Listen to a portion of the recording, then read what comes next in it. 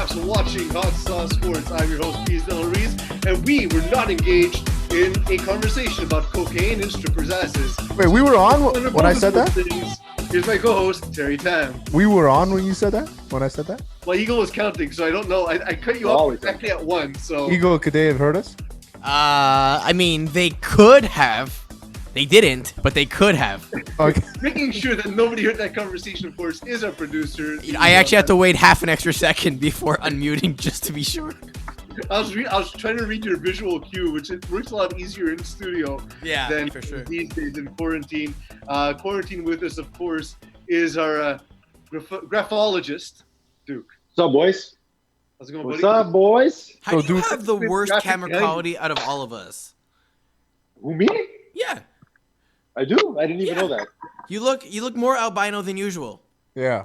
Oh, really? It's only because my basement's white. I thought you said sound. It's the lighting or the sound? Camera. Also, I just when wanna- this, never mind. Camera? So, I have a great camera.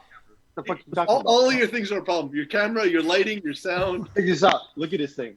This thing is out. I can't buy anymore. I'm freaking out. I have like This is 4 of the them. best- Is that This hand one? cream? Yeah. This is not just hand cream, you fucker. This is Fiji I have a scented box of it. hand cream. You have a box of it. I don't believe you. I swear. Because, dude, this, you could sell it on fucking eBay for $20 a pop. No joke. I have a People box are of like going 6 or crazy. something. It's unopened. I've had it for like 6 It's months. very good. So- I have the watermelon one. It's just that I don't wear it on days that I shave because it contrasts with the sandalwood, which is a total issue. With a Yeah, So, it's too much. wait a minute. Is it just like you take a product, you slap the name Fiji on it, and then you charge twice the price? Like Yeah. water, hand cream, like Welcome Because to someone- Fiji Hot Sauce Sports. I'm your host, Pease Delarice. Give us $20. Fucking never been to Fiji before, so what would you know? I haven't. I was supposed to, but What's wait, talking about you? I was Is talking it about because you. the price tag is Wait, twice wait. as much? my I'll tell you what plans you were know. altered by COVID. So unfortunately, I got quarantined. Fuck But you yes. guys in your quarantine. So guys, since we've all gone through this quarantine, and every week we do this thing where we just catch up with each other. My quarantine topic of the week is napping. I just took a nap today. It was glorious. I don't know if I can now go back to working for 45 minutes without taking a nap in between sessions. So the thing about napping is that it's complex. It's not as simple as you just No, close I your can't eyes. do it. I can't do it. You can't Okay. you can't take a nap in your own bed. I can't. I have too much anxiety. can't be I have done. too much anxiety for a nap. If No. I go to if I take a nap for 5 minutes, my brain automatically wakes me up and tells me I have to do something. There's just a problem. Like the circuiting is just not right in there. I have sound like a nap problem. That sounds like a you problem. yeah. I have the ability to tell myself, like, if I tell myself, like, let's say I'm driving home and I'm like, oh, you know what, I'm gonna take a nap. I will take a nap. There's While nothing that's gonna driving. get in my way. While I love driving. that. I love that, Terry. You tell yourself, but both those people are the same person. Yeah. So I mean, you could just take a nap. Like, you No, have but like to- if I say like if I'm like, you know what, I'm gonna take a nap and I've decided like I'm gonna lie down on the couch, put Gossip Girl on, Mhm. and take a snooze, it's gonna happen. And I won't have any trouble sleeping, is what I mean. yeah, I mean, it's hard to do now, but in the past, it's always been late in the third quarter. I get a little bit sleepy, and I'm like, you know what? Now's a good time for a nap between the third and the fourth, and then like Yeah. a good 5-10 minutes, and then I'm set. That's all you need, man. 10 minutes, 20 max, a 30-minute nap, depending on how you slept the day. Yeah, the but night you got to be before. careful though, right? Because a Yeah. 10-minute nap can turn into a 4-hour nap real fucking fast. How about If I- nobody I was- wakes you up, I set an you're alarm finished. just in case. you Yeah, can me too. sleep Me for too. like 2 Because hours. otherwise, No, it's you like don't- the day could disappear. No, alarms. You can't nap with an alarm. It's not a I do. nap. You need to close your eyes for however Because, long Terry, it You is. need to understand. I and can just fall wake up. asleep. I can fall asleep in an elevator. I've fallen asleep standing in my shower. Yes. Did you yes. really? The water's been cold. Yes, he has. Yes. yes. I insta fall asleep on airplanes. Like before It's we not get bullshit. already passed out. My wife hates It's- me. Lack of oxygen to the brain. That's what it is. Well, I think I always have a lack of oxygen to my brain Yeah. or lack of brain to receive oxygen Yeah, because of course. I fall asleep so quickly. It's nonsense. I don't understand the whole thing of you need oxygen for the brain. Or brain for your oxygen. What if it was Well, Fiji we're- oxygen? We're putting it. Hey, check it out. I mean, you would have to pay for it, but yeah. White sands. Wait, this is backwards, I think. It is. But I'm the snooze king, man. You want nap advice? Call this guy. In the morning, Terry, how often do you hit snooze in the morning? So I have 2 alarms, 8 and 9. Last week I didn't wake up before 10 o'clock any day. Nice, nice. I mean, I'm working and I still don't wake up before 10 o'clock every day. So. I still I haven't I go to my office like once a week now. Do the It's so quarantine. strange though. And I still have the alarm set as if I was going to the office every day. And so every morning it rings at 7:08 and nonstop till about 9:36, where my otherwise you're fired alarm rings, which means if that alarm rings, I need to have a sick day left because I'm not going to work. I won't lie. When this COVID started, the first week it was crazy. I was sleeping in like nothing. But now I don't know what it is, but I go to sleep like mega early now, and I wake up at 5:45, 5:55 in the morning. Oh my God, I don't know you're why. getting old. I don't know why. It's Old age. crazy. You're gonna go stand in line at the bank soon. I did that today. You're old. Done. You're officially old. What did you have to do with the bank that you couldn't have done? I actually had to send a wire transfer. Okay. What? You do that through the internet. What is No, it? it would've- 1974? It wouldn't let me. I tried. I called. They said you have to go to the branch. You know what's funny? I actually had that conversation with a friend of mine today, and he said he had to send him money, and the guy's like, Yeah. "Why don't you wire me the money?" He's like, "What are we, 1970?" And it's true. Who the hell wires money It's nowadays? so weird. Put it in a It costs you telegram, money. strap it to a costs you pigeon. $7. And it's when you're dealing with people that can't take e-transfers, like accountants, for example, that don't want to have anything to do with it. You have to send fucking wire transfers. But it's either if you send a wire transfer, it's $25. But if you get the check done in the place, it's $7. So I do that. But now it requires me to fucking go to Saint Michel, and I don't want to go to Saint Michel right now. Just COVID's write everywhere. him a check and put it in the mail. Why don't I you don't want to have go to Saint checks. Michel? I live I in don't Saint have checks Michel. because if I get checks, I gotta buy the checks. You Yeah, buy like just that 100 for and you're 50 set for bucks. life. They're Yeah. like 50 Order your bucks. checks. They're like online 10 and bucks. try to go to Like the literally, it costs you $7 per check every time you go to the bank. So it's wasting your time and you have to spend $7. Or you spend $20, you get 100 checks, you never have to do this again. You spoke way too fast and too I much know, words and for Duke right now. now I Go back don't to want to do fucking it. Fiji, okay? Get Now out. I don't want to do it. I actually don't want to do it. See, that's what it comes down to. I think we lost Peas. Oh, there he is. No, he's I'm there. back. He's there. I'm back. No, you were frozen for a little bit. Just there, like, We're just having a dumb conversation. That's why. But one of our live listeners is asking me why we're not talking about sports. I mean, we are talking about stupid shit, so might as well talk about baseball. Well, coronavirus has affected sports, but baseball is seeming to be the first one to return since UFC has opened the floodgates. Thank you, Eagle, for the transition. Okay, just wake me up. Wake me up when you're done with this fucking story. So what's All you complain about is wanting to talk about sports. We want to talk about sports, and now you're complaining.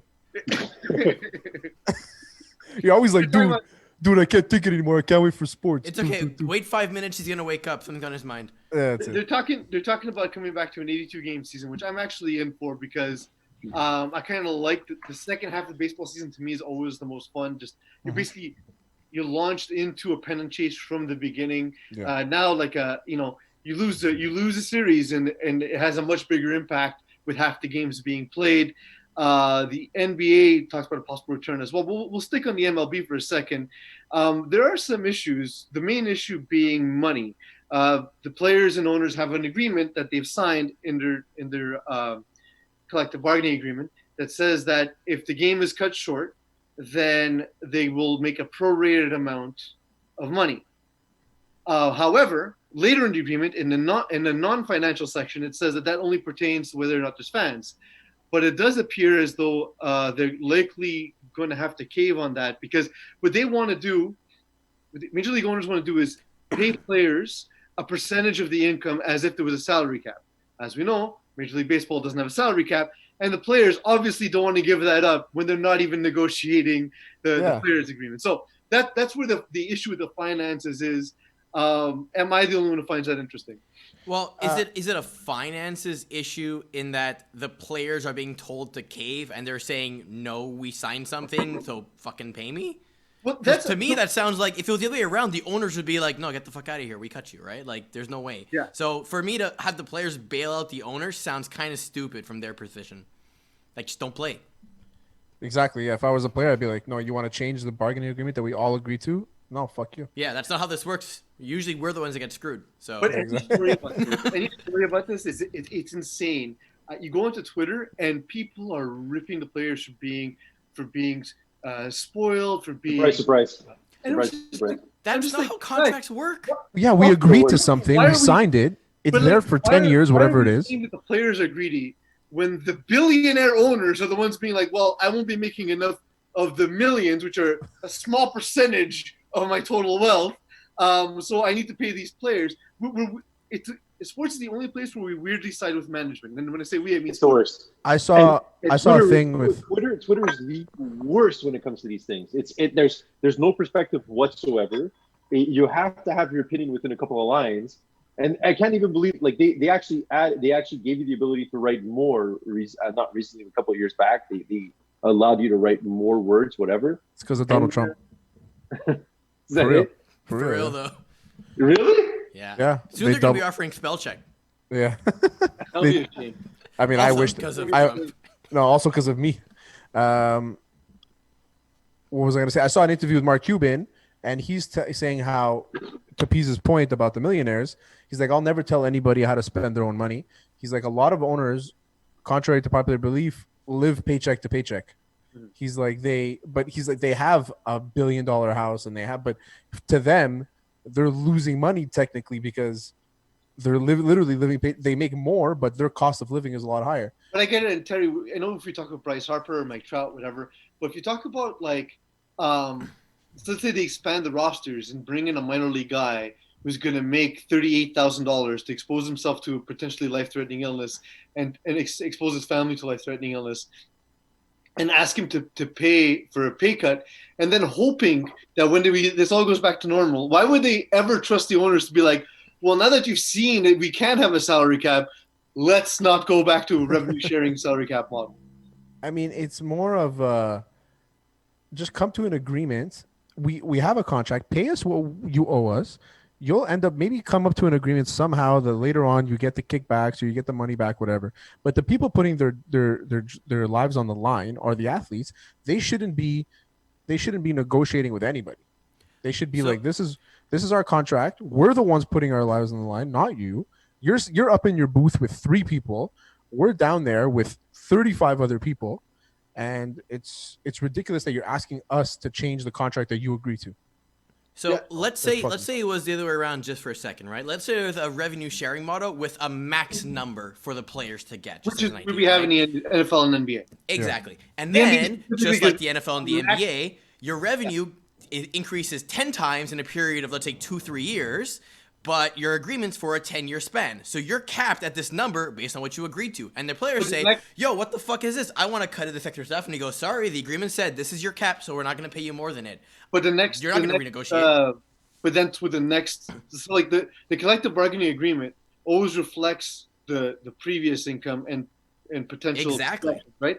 So what happens in this time will affect the next collective bargaining agreement. Yep. It does not, to your point, Eagle, reflect the previous one that's already been agreed upon. But yeah, that's one of the issues there. I find it vastly interesting, especially when you compare what's happening in the NBA. And like we may see an NFL season, we may see the end of an NBA season. Look, Major League Baseball players haven't earned money for this season yet, so they're the ones saying, they're the ones that are the ones in most consideration at the moment, because they might even cave just because of the players who, much like the owners, some of them live paycheck to paycheck, and the NFL is not anywhere close to the season. The NBA guys have made most of their money. The NHL guys have made most of their money for the season. So for them, there isn't as much of a financial impetus to come back. But the NBA has talked about a return. Shaquille O'Neal had we see Shaq and Charles Barkley. They always seem to be kind of close, obviously sharing the stage on TNT. And if you play 2K, you see at least the Shaq part of it on the most recent games. But Shaq and Barkley seem to typically be on the same page. Here they are complete polar opposites. Shaq saying that if there's a return to basketball, there would be an asterisk next to the champion's name. Because Stupid. And Also, because how many championships do you consider the Spurs to have? Is it 4? Is it 5? Is it 4.5? because they won one in a shortened season and nobody fucking remembers. Nobody. Yeah, but remembers. how short though? Who How won the short? Stanley Cup the year This that is they an had? extra shortened season. Oh, though. the lockout year? Well, the one Yeah. the New Jersey Devils won with a 48-game season. No, was the ba- one recently with like 2013, 2014 or something. It was the year that PK Oh, the more Subban recent, won the yeah. Norris Trophy. Yeah, that's the one. It was the last CBA agreement. Yeah, But so but at the same time, I can understand I'm gonna go understand find the it. argument. thank you. At the same time, I can understand the argument that it doesn't make sense to put an asterisk. Like when you think about the NBA, for example, generally the teams that you would expect to make the NBA playoffs will make it. So I feel like the best possible solution would be to take the top teams, put them in the playoffs because you know that they're going to be in, and we all know that the last few months of the last month at least of the season, your top players aren't going to be playing anyway because they're trying to avoid travel, they're trying to avoid prolonged minutes. So Well, the thing is, I don't get that. Like if you just do a playoff structure where you have the top teams play and you just void the regular season, like will that ever even matter? I mean, based on regular season projections every single year, we know that the Cavs in previous years were going to make the finals. We know that the Warriors are going to make the finals. So what's any different this time? I mean, aside from the fact that you chose the two teams that have the least chance of making the finals in the next. No, I'm talking years. about in previous years. I'm not talking about now. I'm talking about in previous years. I'm talking about the Cavs, the past 5 years that they were in the champion finals. This season, you can easily say Milwaukee and exactly, Lakers, for example, right? Yeah, and exactly, and it was Giannis going to play the last month or two before he was probably limited minutes. Well, they reduced their minutes. They don't give them many games off because you still need to stay in basketball shape. And even Michael Jordan, arguably the greatest to ever do it, talked about that in the most recent episode of Last Dance, which we'll get to later in the show. But getting into basketball shape is not easy, and for guys that have taken, let's say a month and a half, 2 months off, and then head into a playoff game where you're playing 40 minutes a night, that's not realistic either. It was 2012, 2013, by the way. A 48-game season started January, ending in April. Finished with the Chicago Blackhawks beating the Boston Bruins 4-2. I remember that. See, you'll only remember that the Bruins won. Nobody remembers the shortened season. No, the Blackhawks won.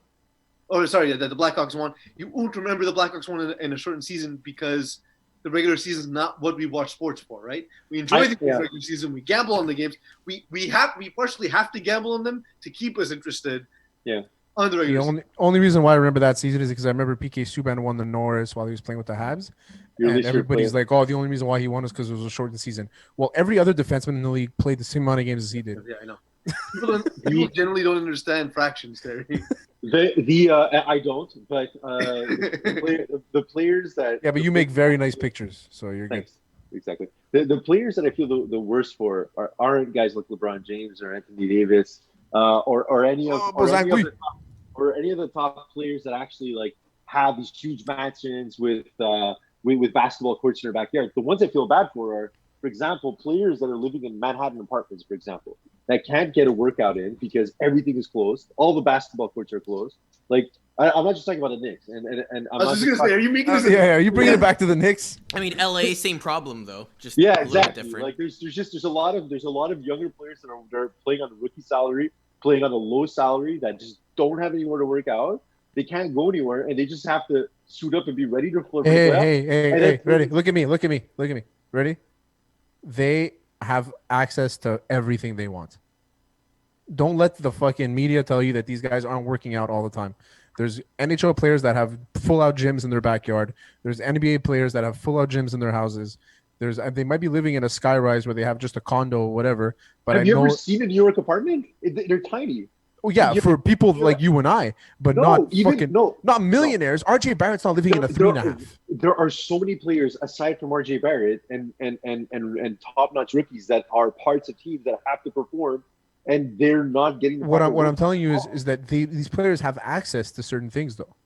Like there's so many people. Like look at the gyms are closed. Look at the UFC. The UFC didn't put on an event until this week, right? Before that, these fighters were still training. They have keys to the gym. They can do what the fuck they want. What's going to happen is exactly that. They have a friend who has a penthouse who literally has a basketball court inside it. Yeah. They go play there. They're definitely finding time to find workouts. Yeah. I'm not saying that their schedule's the exact same, but they're not walking right off the street. They're working out. They're doing what they have to do. They're not If gonna they're be- not, then they're not going to be successful in the league, and they're going to be gone in 2 years. Stupid. Well, to your point, Terry, we did have sports this weekend. Apparently. UFC 249 hit. There was some doubters. I was not so much a doubter, so much as interested in to see how they would pull it off. It seems to have been a success. Firstly, let's get a quick recap. You did a full interview with Emilio Greco. So that was me pumping the interview. Feel free to watch that on all of our social media. Go ahead, Terry. Tell us about the event. The event was crazy, man. It was started from top to bottom. I watched every fight except for one. Coincidentally, is the women fight. No, it's not because I don't like women fighting. It's because I was on my way to my friend's house to watch the fights. And Because you don't like watching women fight. No, actually, I like the two fighters that were fighting. So either way, it was a great card, and it was unbelievable. I had a great time watching them. There was like the fucking main event was everything and what you wanted it to be. The main card. You had Ngannou knocking out Jairzinho in under a minute. I think he killed him. I think he died for half a second. You'll see that in the highlights of the interview of me and Emilio when we start talking about it. I play the video about 4 times on the clip. Yeah, Tony Ferguson, who got boxed out by Justin Gaethje, and then you had. Gaethje was impressive, man. Honestly, Gaethje was crazy. I'm like I told you in the previous podcast. I'm more of a casual fan than you are, Terry. But Ferguson's the guy I know. So did you know what Justin Gaethje was? No idea. There you go. I remember last week in our prep, I had to put in parentheses how to pronounce his name, so you don't fuck it up. Exactly. But the thing, I was impressed by him because he literally beat the living hell out of Ferguson. Yeah, he's not a household name. But Tony Ferguson has become a household name because he's weird and he's marketable and he's out there. But Justin Gaethje doesn't go on Twitter. He's not loud. He's just a D1 wrestler who likes to brawl. And that's all it is. That's all he is. He's a fighter. He's known he was going to be a fighter since the age of 4. He says it all the time. He's like, 4 years old when I started wrestling, I knew I was going to be a fighter my entire life. So whatever I had to do, I'll do it.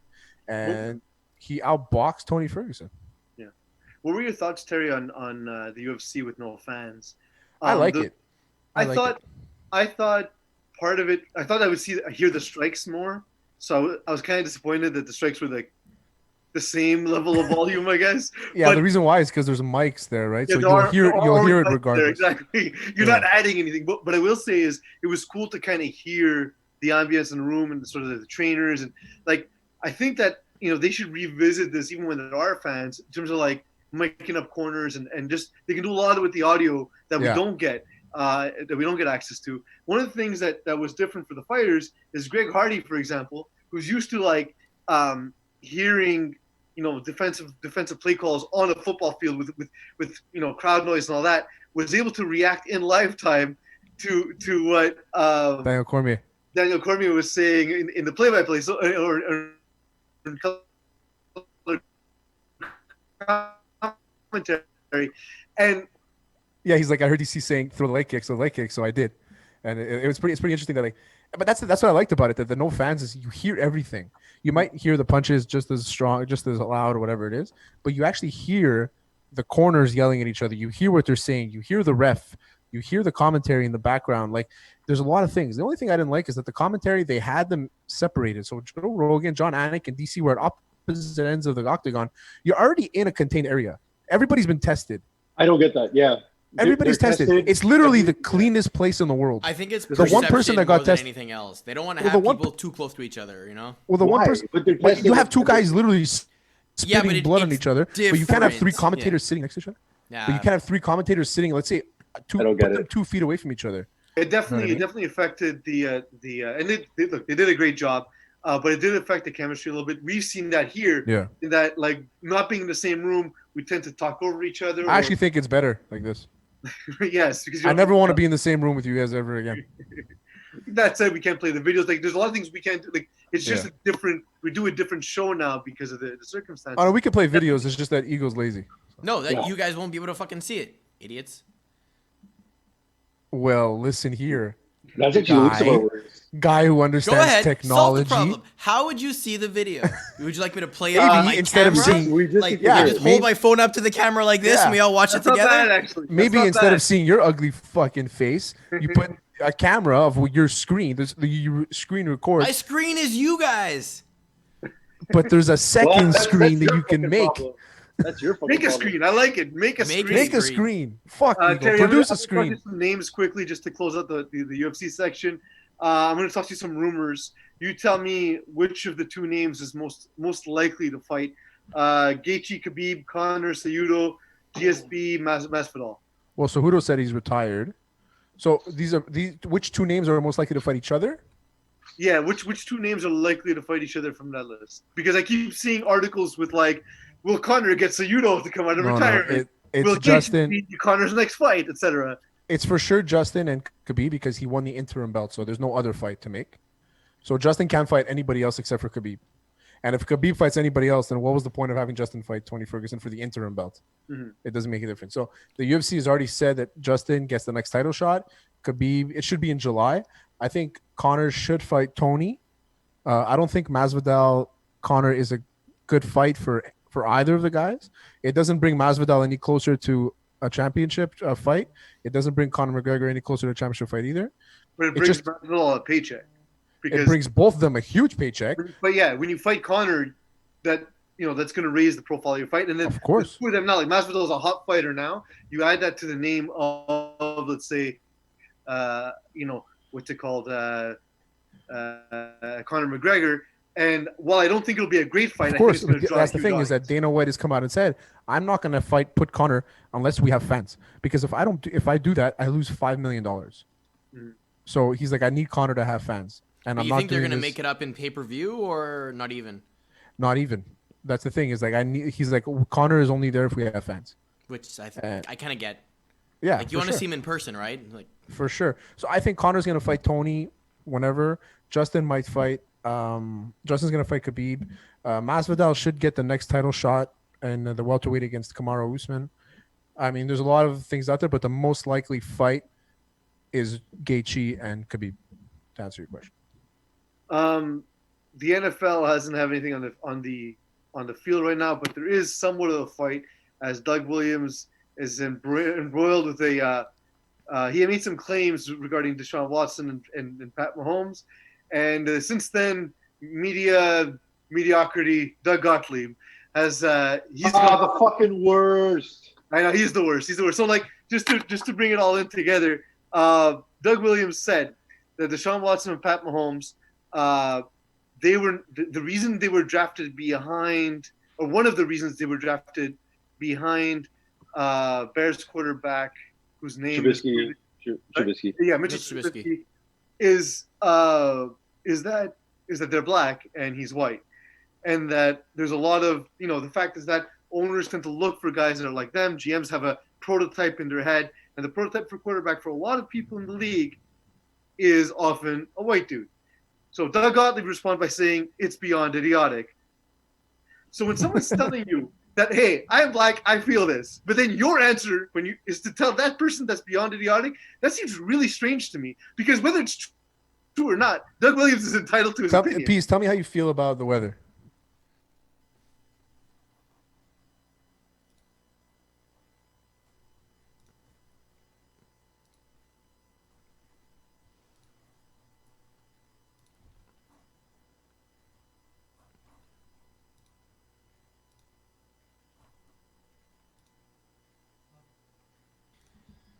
So, Pease, ask me about the weather. Tell me how you feel about the weather. Wait, which one am I doing? Am I telling you or am I asking you? Well, tell me how you feel about the weather. I feel that it is sunny today.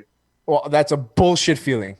Thanks, That man. feeling is so stupid. It's so idiotic. I don't know how you can feel that it's sunny today. The sun is out clearly, but you shouldn't be able to feel that way. So, like to look at the Gottlieb's perspective here, it almost feels like he weirdly took that, like what Doug Williams said was a criticism about NFL executives, and Doug Gottlieb took it as, Doug Gottlieb, you're racist. No one said that, but that seems. The thing about Doug Gottlieb is, I mean, I kind of like Doug Gottlieb. I think he's entertaining and he's smart. But He's great. He's not. He's not smart. He's not entertaining. He's neither of those things. He's an annoying fucking person. He's literally, after Skip Bayless, he's the worst person ever. He's great at getting kicked out of Notre Dame. Yeah, he's awesome at that. Anytime that he replaces Colin Coward, and already Colin Coward is fucking annoying ever since he got to California. But Colin Cowherd has the most saliva buildup in his mouth I've ever It's- seen. it's the worst. Ever. Yeah, but But it's the also because second he was talks them. and he pauses and he's just like, Yeah, You yeah. see it. It's all here between his teeth and his bottom lip. he asked a question that's rhetorical. And it just drools. So no, what I was saying about Doug Gottlieb is that he is a troll, right? He's a troll. Yeah. He likes to get into people's skin. He's a cheaper version of Skip Bayless. Okay, Skip Bayless is like has his black belt level, is like still a purple belt. You know, he's still learning. So, but what I don't like about him is that he's always looking for an angle to argue with somebody or to disagree with somebody. Always. Who's worse, him or Clay Travis? Probably Put that Gottlieb. as our next who you got.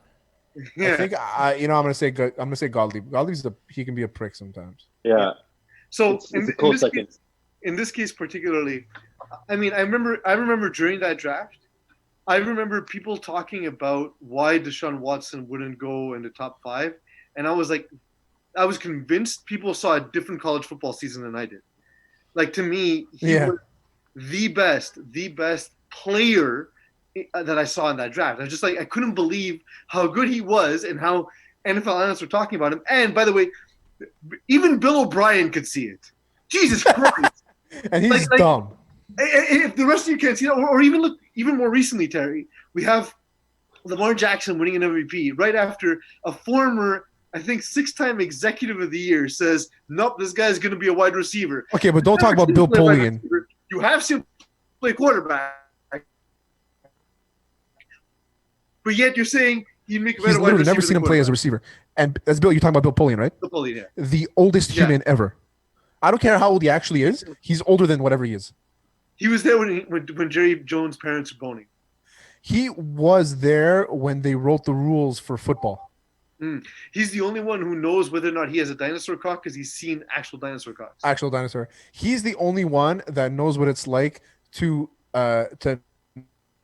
not be able to drive to work. Yeah, like this, the Flintstones car to work. Yeah. He was helping Noah put animals on the ark. All right, Eagle. Just leave the jokes to me in peace, okay? If one of those animals were a ram, they would be disgusted by the Rams uniforms. I guess I can't do it. You're welcome. We put up a poll today with like who would win between the '99 Rams and 2013 Seahawks. Yeah. And then like every version of the Rams uniform has been awesome. The fuck are you doing? Oh, they're nice. I like them. Oh, it's awful. I do. What does Graph Four say? The only thing I don't like is the numbers. I don't. It's weird because I never actually liked the Rams jerseys in general. Okay, Cut cut them off. I don't mind so much this one. I like it. I feel like it's relatively the same. The only thing I feel like is different is maybe the shades of color and also the gradient. The font. On the numbers. No, the font. The font is also different. I do have to say that I kind of wish that they would have gone back to like a blue and white version of the Rams jersey, you know, like in the old days, like when you were back in LA.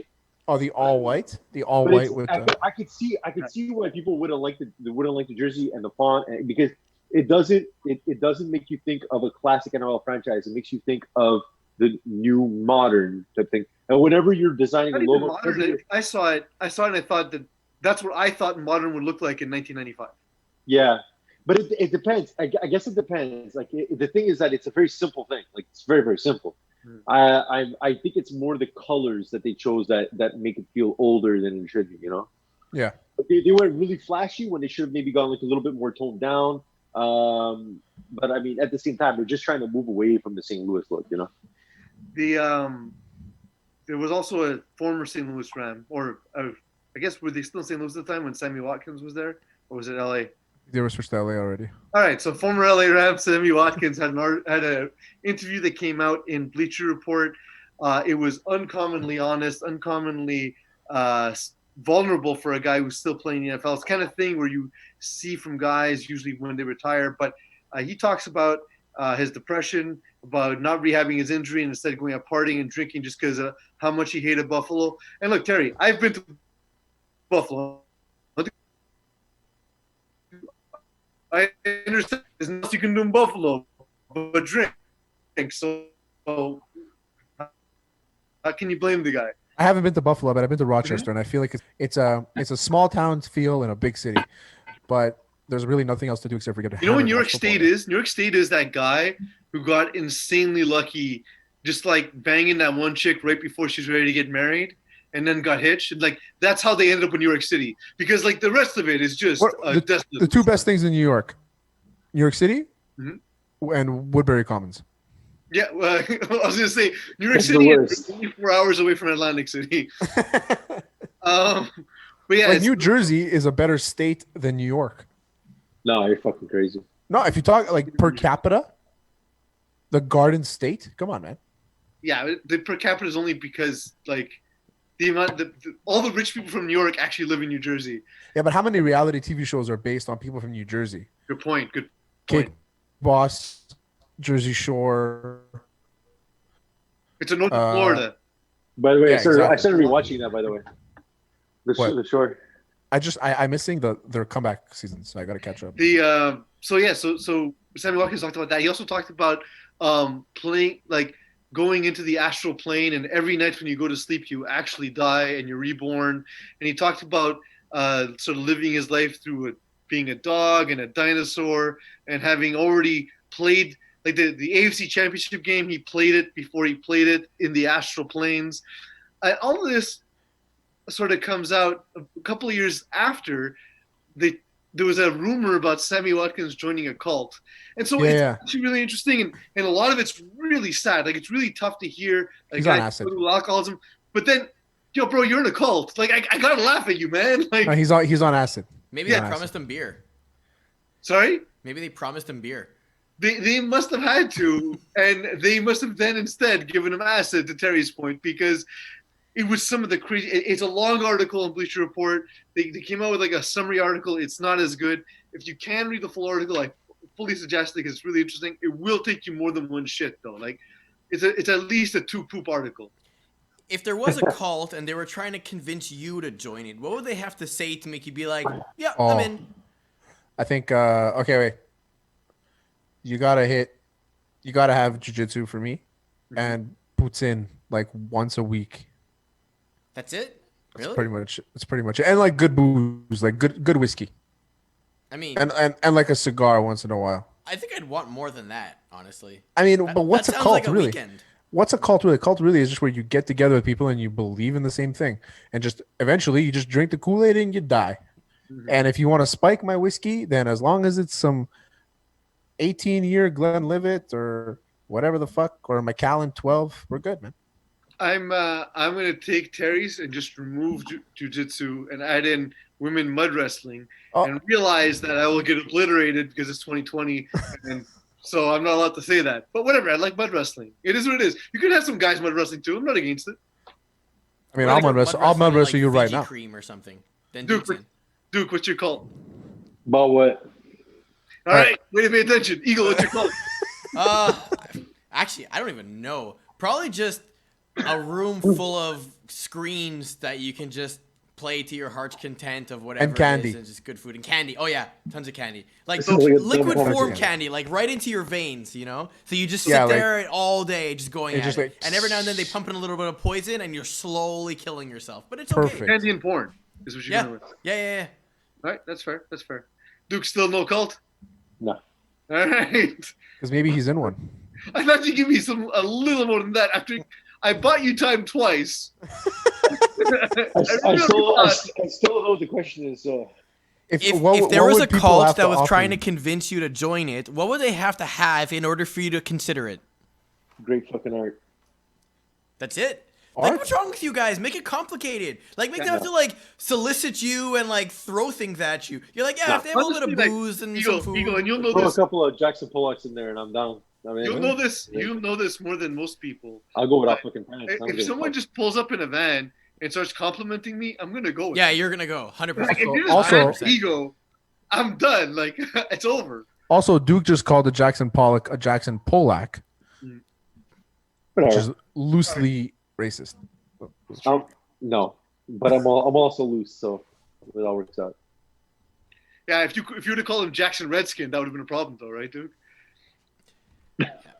I mean, at least you're not making fun of women or anything, so that's always good. that's it. Now that we got Duke back listening to the show, What do you the show got? gone. The fuck going? He wrote an article about Brendan Leipsic, who's now been cut by the Washington Capitals. Duke, do you want to tell us a little bit about the article and what you found most compelling in the story?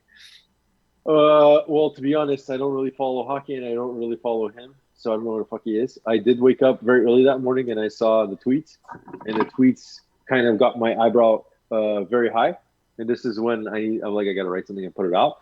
I did put an article about his comments. I thought they were pretty disgraceful, but at the same time, I don't feel like that should be a death sentence. What was the worst comment that he made? Somebody as added. No, he made some. I'm asking, what was the worst one that he made? I don't know. Go fucking look at the comments. He made comments. I'm asking you, what do you think? One of the ones that was? struck me, Terry, as I bite that Duke again. Yes. Professionalism, is that why should we have to tell you what the fact is there's comments about talking about. I was gonna say his coworker wives and everything. His coworkers' wives, and also calling his teammates losers and stuff like that. I can it. understand, but my article again is not saying that it's the worst thing in the world. I'm saying that people at the end, what I'm talking about too, is how everybody has that outlet where they talk about that shitty boss they have. I'm not judging the way you think about what he did. I suppose my entire point is that people should still get second chances. I just think that we aren't living in a time right now where people are offered second chances. So what I'm trying to get to, it's more than that. Sorry, what I'm trying to get to, Duke, is that out of all those comments, yeah, okay, I agree with you 100%. He deserves a second chance if he's apologetic and whatever. I think he reactivated his Twitter account. I think he sent out a press release. But to me, it's that I've never said anything about somebody I know's wife like the way he did. He spoke about Tanner Pearson's wife poorly. Talk about your friends and call them losers and idiots and whatever. They're your friends. You don't like a person, you can say it, right? But she literally did nothing wrong to you. You know what I mean? And I don't even think Tanner Pearson did anything wrong to him either. But how often have we in our group chats, everybody, I'm talking about humans in general, women, men, whatever. Yeah. We've all said stupid shit. Oh, I agree. And like our group chat is a great example of a group chat that should never be leaked. That said, and our group chat is 10% of other group chats that. Of course. In terms of, and I was gonna say, like for me, the hot sauce group chat's probably the one I would want leaked the least in my life. But then, and I was reading some of the things, especially when he said something like, "I hope she's fat so it can degrade her." I was like, that's literally never a thought that's even entered my mind. Yeah, it was weird. His comments were weird. But it's also none of our business. And it shouldn't be none of our business. But I mean, okay. So this reminds me of kind of the recent NHL drama, and I say recent. Remember when Tyler Seguin was banging Horton's wife on the side, pretty much, and everything, and then they traded him to Dallas because of it? I mean, you can't essentially go to work and interact with these people after they find out that you basically said they're garbage and their wives are ugly or fat or whatever. Work. Like you can't do that. And then but that's the thing. That's the thing they'll do. If you're another NHL team, this guy has to be the fucking superstar of the world to have him on your roster because he's locker room cancer at that point. Why would you want to bring someone into that team with that history? I think is the point, right? So that's the problem in the scenario. It's not that he doesn't deserve a second chance. It's that who would want a second chance on him? No one would. Yeah, no one would. Like, he's not good enough to justify it. That's the thing I always worry about with that, because I just think that in situations like this, people tend to throw stones and they don't realize that they're just as bad, or they may have said things they're just as bad. I just think that when stories come out like this, we're extremely reactionary. We want to push in. We want to punish that person to the max extent of the law. But what the fact is, at the end of the day, like, he may have verbally abused people. I get that. But should he be kicked out of hockey? Should he never be allowed another chance? No, he'll get a chance again. He'll sign. They're talking about it. But they're talking about that now. They're talking about it getting him out of the league, you know? No, he'll sign. That's not it. He's not suspended. He's not banned or whatever. It's just that if you're a GM, why would you sign him? There's millions of other players in the world, literally, many of which are going to be at his level. So why bring the drama onto your team? Yeah, you guys tell me, though. You guys tell me at the same time, like, I don't know anything about this guy. I had a hard time even pronouncing his fucking name. But Leipsic. like, is he any good? Is he He's okay. He's like a good role player. is he like a third liner, third, fourth fourth liner? liner, exactly. Yeah. Okay, But so in young. that case, He's also young. at that case, I get it because you'd rather give someone else a shot in that spot. That's not a cancer lock. I get that. But my entire issue with that was never about like I agree what he said was wrong and all that, and he's going to face a greater challenge, not just through social media, but like in going home at night, dealing with people on the roster, dealing with like if he steps on the ice again, he's going to get his head taken off. Like it's a fact. Oh, Well, 100%. if he plays against Tanner Pearson, 100%. For sure, he will. He will face his own challenges.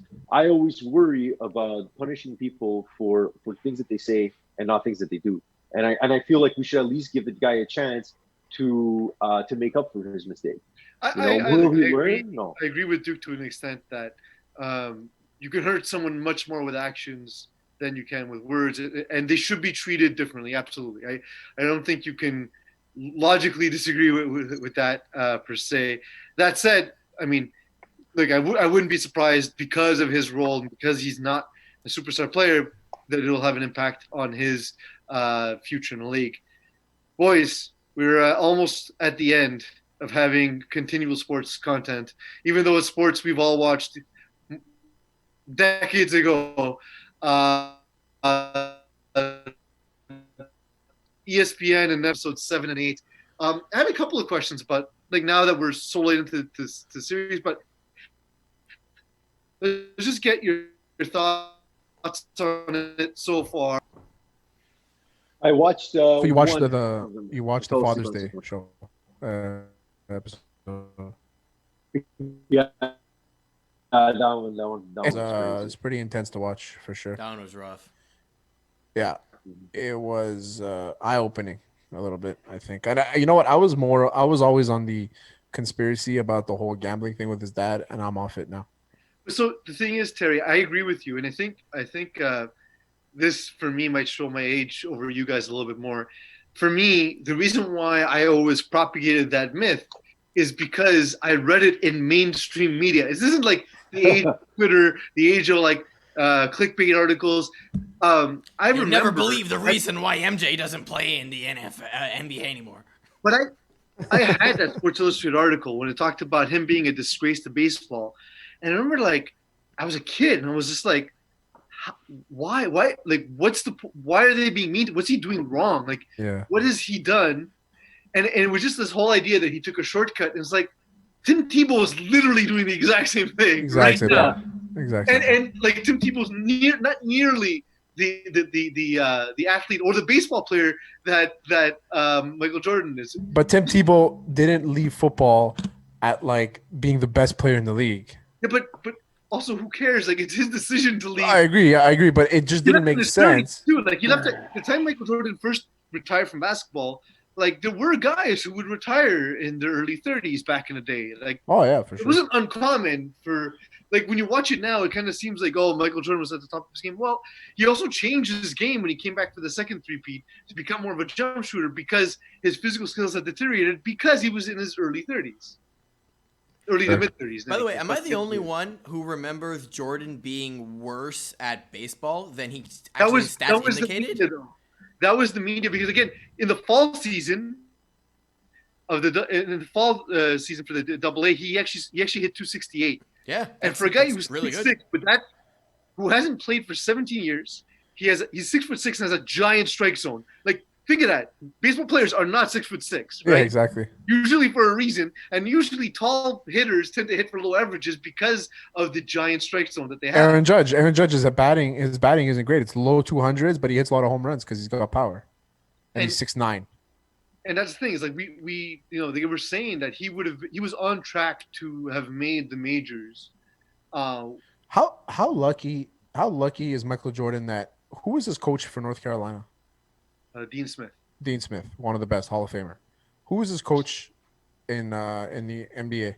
Here we go. Collins and I know where this is going. Phil Jackson's who you're getting to.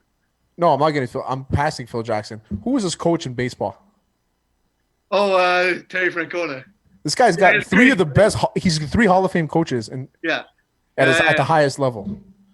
Like fuck, man. Like the guy. So what is, are you trying to say? I'm just saying is that the guy has been lucky that he's had great coaches. He's If lucky, he had some right? butt He's fuck, not good. if he no, it's, I'm not saying that at all. If he had some butt fuck coach in the minors in baseball that didn't care about him, that didn't know how to manage stars, then I don't think he would have been as good. But Terry Francona knew how to kind of push him to the where he wanted to be at that point. And So Terry his coach- Francona was his learning how to be a coaches made coach him. too. So his coaches made him. Yeah, exactly. So Well, I exactly. mean, in the same way, you know, a teacher has to teach his students how to do graphic design to get nice stuff. If they look like shit, guess whose fault it is? I don't know any good graphic designing teachers. No, neither do I. But And I'm one of them. But to Terry's point, specifically Phil Jackson and Terry Francona, they're both guys who understand that, hey, these guys are stars. They need to be treated with a certain level of delicacy. Like you're working with them. They're not working for you. It's not the same thing as when you're managing like a KFC and you got employees on the line.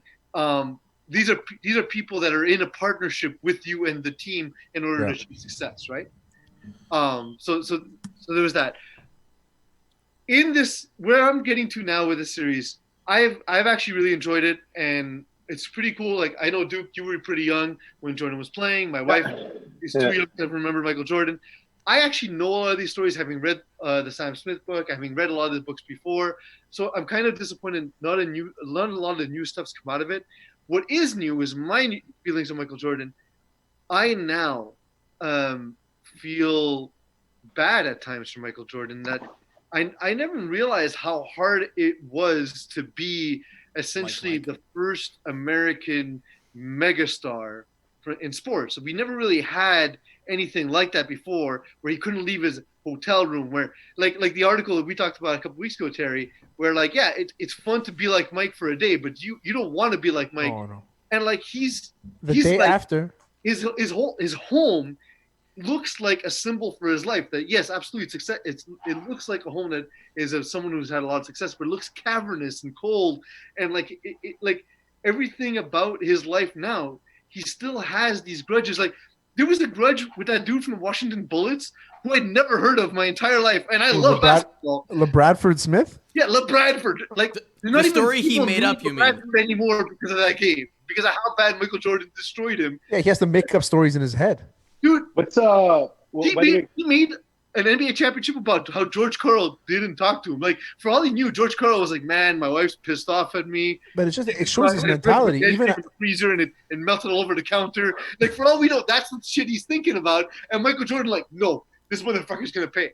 it shows his mentality, because even the day after they lost to Orlando, his trainer Tim Grover said that he's like, "Okay, Mike, I'll talk to you next week. We'll figure out your training program for the summer." He's like, "No, I'll see. Season's over. No break. Right to the gym." Yeah, go. What's the deal with that Sam Smith guy you did mention? What, he has Parkinson's? Like there's when he's talking, probably, yeah. He looks like he's a little shaky. Yeah. I was just wondering. I don't know that. He's Like like, in the episodes when he's talking, he's kind of like shaky. It looks like he has like early onset Parkinson's. Maybe he's nervous that he's revealing all this stuff, and now he's gonna get more shit for it like he did in the past. Could be that. I don't think he gives a fuck. He has a book out there that's revealed all this shit. Especially now after they mentioned it. Not to mention the fact that Jordan already hates him, because Jordan hates everyone who's not Jordan. Like think of it though. Like, has he said anything positive about another human person? He said Isaiah is the second best point guard he's ever played against. So that's almost positive. He laughed at Gary Payton, who's like one of the best defenders I've ever seen. Yeah, who legitimately did cause issues for him. Of course he did. Of course, like we all saw it. It's not like Michael Jordan might not have realized it in the moment, or he might be so into himself that he doesn't realize that Gary Payton actually did shut him down for a game. Again, you don't shut down Michael Jordan. He made his life more difficult. Than it should be. And they came back. It was 3-0 the series. They came back. They won 2 straight games. Gary Payton's a Hall of Famer, man. Like he's one of the best defenders of all time. I think the strategy. He's a Hall of Famer, but he is excellent. But Michael Jordan's still talking shit now, just in case he plays one-on-one with him when they're 70 years old. It's insane. It's like all of this now, unfortunately, reminds me of his Hall of Fame speech, which is the first time I realized that this guy, who I thought was basically the height of humanity, is fucking asshole. Not but petty. Like He's petty. just sad. It Yeah. just seems like he's never been able to even enjoy his success. I'm a little nervous for the next episode because it's the actual series where I started being a real basketball fan. Before I was kind of like just watched it as a kid, whatever. Yeah. But this is the series that made me an Indiana Pacers fan because my brother was a Bulls fan, and and I always went after the third to maybe fourth best team. Every time I watched in any sport, Mhm. I never went after like the best team. Even when I became a Cowboys fan when they lost to the Niners, you know. Yeah. So I became a Pacers fan because of this series. So I'm excited to see what's gonna happen. It's hilarious that no one's figured out the strategy against Jordan in all these series, which is just compliment the fuck out of him. Yeah. Just be super humble and be like, he's the best player. What was it? None Didn't of work. us stand a chance, you know? So we're going to do what we can, but he's going to put up 40 points a game, and we'll but see it's what we so- can do. it's You know? so Don't hard give him to- a it's so reason. hard Just to don't not- give him a reason. It's so hard to not chirp him when you did well against him because you're so excited that you did well. Like LeBradford Smith, Yeah, but just that telling plays him. into his trap. But Bradford Smith also never said it. Yeah. Is Oh, he never said nice game. No, he He didn't. never said nice game. Yeah, Oh, he there literally you said, go. "Oh, I made that up." He But it's like, admitted don't to even making it give up. him a chance. Nothing. At the end of the Yeah, game, don't just give him let a score chance to points. make something up in his own head. Yeah, exactly. So that's That poor that's the only guy, part of too. it that sort of if I could say anything negative about the Last Dance, which I feel no one's allowed to, is that Duke, it oh, sorry, go, kind of please. it kind of makes me feel bad for Jordan, and it doesn't give me anything new that I personally wasn't aware of. But it is cool that I get to share it. Let's say with my brother or with my wife or with you guys who are a bit younger than me and may not have been reading the newspapers and may not have been reading the articles at the same time I was. Duke, what were you gonna say? Scotty Burrell, poor guy. Yeah, I know. He's Seriously, the whipping post. he legit seemed like a good dude. Yeah. And like He's just Steve Kerr's the fucking only other really one who on it. respects him. Steve Kerr's kind of a dick too. You know what I mean? Like we see Steve Kerr on the bench, we see him yelling at refs, we see him yelling all the time. His face has always got hypertension. Like we know why you two get along, right? Anyway, boys, today was fun. Let's do this again soon. Thank you, Terry, for joining me.